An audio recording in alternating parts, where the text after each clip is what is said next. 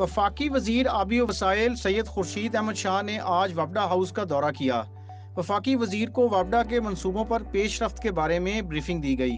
उन्होंने सैलाब के बाद वापडा के ज़ेर तमीर मंसूबों पर सूरत हाल का जायज़ा भी लिया।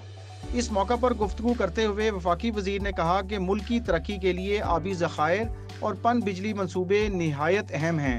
इसलिए ये हमारी इज्तिमाई जिम्मेदारी है कि मुल्क में आबी वसाइल के फ़रोग के लिए आगे बढ़ा जाए।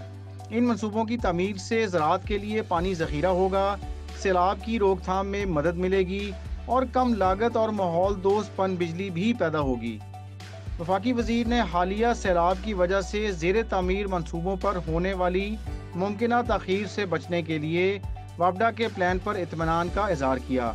उन्होंने कहा कि वजारत आबी वसाइल इस ज़मन में वापडा को हर मुमकिन मदद फराहम करेगी। कबल अजीज चेयरमैन वापडा lieutenant general Sajjad Gani retired ने वफाकी वजीर को पाकिस्तान में पानी की अबतर सूरत हाल के बारे में बताया। उन्होंने कहा कि पाकिस्तान में पानी की सूरत हाल बेहतर बनाने के लिए हमारे पास डैम्स की तामीर के अलावा कोई ऑप्शन नहीं।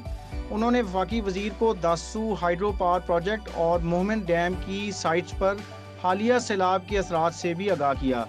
चेयरमैन ने बताया कि इस बात के लिए भरपूर कोशिश की जा रही है कि एक मौसर हिकमत अमली के जरिए दोनों मंसूबों पर तमीराती काम जल्द अज जल्द बहाल किया जाए।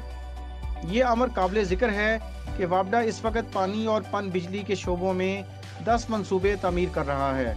इन मंसूबों की तकमील से 11.7 मिलियन एकड़ फुट पानी ज़ख़ीरा होगा और 11,268 मेगावाट कम लागत और माहौल दोस्त पन बिजली हासिल होगी।